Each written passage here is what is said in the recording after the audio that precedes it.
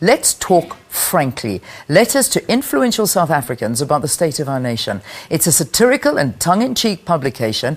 It is a complication. I suppose you can call it complication as well. It's a compilation of letters addressed to 22 of some of South Africa's influential leaders who are called upon to use their public presence and their role to change the course of events in society and improve the level of public discourse. Subject matter covered in the book ranges from politics, the arts, business, community and the faith sector as well. But we've got the author of the book in studio with me, Nkgopotse JJ Thabane. It is so good to see you again. It's been ages. It's been far too long. Wonderful. So that's why I suppose complication. Yes. I mean, has this caused any complications for you? Because they're quite hard-hitting. Not yet. I think people are still reading. It's because it's quite voluminous, quite long letters. By the way, not a compilation of letters I've written. I do write letters often to politicians, to people who are influential in society, just to get a sense of accountability.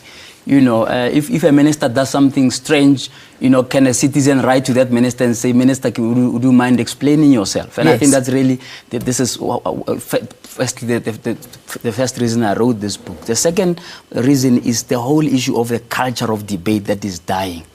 You know, people really are seeing a degeneration of debate, particularly after 1994. Before 1994, you had even within the movement itself, you had position papers on practically everything. Things that gave rise to the constitution itself, that gave rise to things like the RDP. Fast forward to 20 years, if you look at how the National Development Plan was even adopted by political parties in parliament before it was even debated at an ANC conference, that tells you that the quality, you know, of engagement is slowly down. So I'm trying to say to everyone, you've got a role to play, whether you are an academic at a university, a pastor in a church, or a politician, you've got a role to play. And really, I would like people to just start asking themselves the question, what do you do if you are not afraid? And what light are you shining in the corner where you are without resigning everything to politicians or to government? I mean, in your opinion, what do you think makes a quality debate? I mean, because it's I agree with you that there isn't debate, but I in a way disagree with you. With social media, the debate that happens is bigger than it's ever been. I think it's about the quality of the debate, because, you know, if I tweet for 2 minutes in a month and disappear, that's not going to shape policy. That's not going to shape where society is going. I mean, you remember just recently one of the big debates, the issue of the role of the judiciary. You know, you had leaders speaking out about how they see the judiciary, how they want the judiciary to shape society, how the judiciary must change, how we must transform, you know, the law and so on. So you want, in terms of the new South Africa and the new ethos and so on, for people to start asking the deeper questions. That's the first thing. The second thing is the death of internal democracy in political parties. You know, a lot of people, you know, are afraid to speak out because they were afraid to offend leaders. And you see that, of course, when they do speak out, you see what comes down tumbling to them. You know, I mean, Kgalema Motlanthe, who was the president of this country, is told to shut up. I mean, how do you explain that from a point of view of improving the quality of the discourse that you're supposed to be having, without having to worry about how you'll be painted, or you'll be told, oh, keep quiet because when you were here we didn't see your wisdom, so keep quiet now, even if you have something to add. And I think we need to throw away those shackles when it comes to internal party democracy, but also in society in general, in the churches. You know, you've seen just the debate about how churches are conducting themselves. They themselves have not been that prophetic over the last 20 years because of a sense of patronage. You know, they're afraid to offend. They're afraid to challenge some of the leaders who they sit across and have tea and are in these functions from time to time. Yeah. Who is JJ Thabane? And who gives, I suppose, JJ the right to go out and publish a book of his letters? Why do something like, I mean, you told us why, but I mean, your voice, why is it important? Well, I think that like any other citizen, I think that what has increasingly become apparent is that in society, our leaders in particular, you know, behave more like kings rather than more like servants of the people.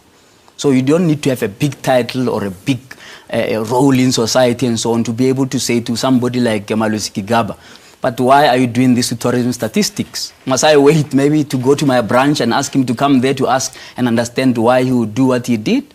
And the answer is no. The answer is that me, like anybody else, must be able to hold our leaders accountable.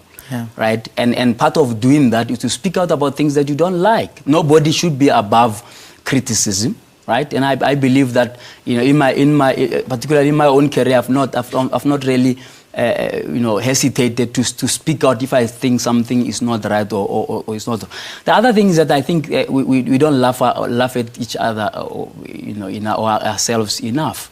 You know, that's why people would I mean, somebody looked at the cover of the book and said, "Oh, but how can one of us, you know, portray the president like this?" You know, everyone must be able to laugh a little. Yeah. You know, that's why I invited Yalo, who usually does cartoons for the Sowetan. So I said, take the Mickey out of all these people. Yeah. You know. And that way, as you know, the serious things are said in jest. Yeah. You know, where we're able, you know, to point out things that are not right at each other. But sometimes you don't have to be rude about it. You could be satirical. Yeah. And I thought that, you know, in South Africa there aren't too many satirical writers, and I'll give a try at it. And I thought a combination with Yalo would give satire in this country a leg up. And nobody is above satire. You could be, you know, a worker working somewhere. You could be a president.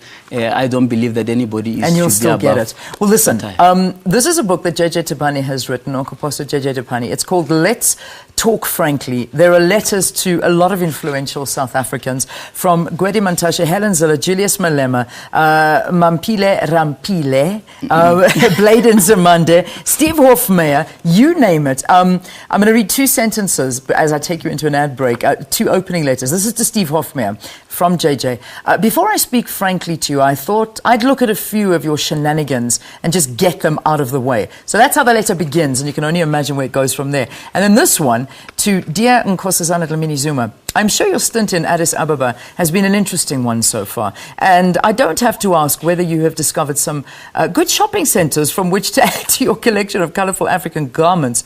At least someone represents Africa's dress sense on the international stage.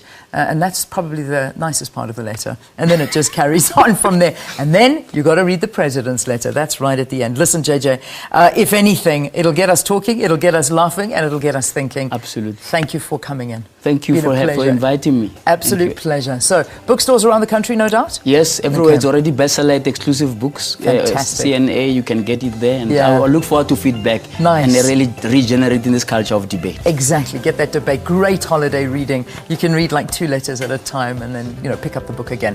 Nonkoposto JJ Thabane, author of the book titled Let's Talk Frankly, Letters to Influential South Africans About the State of Our Nation.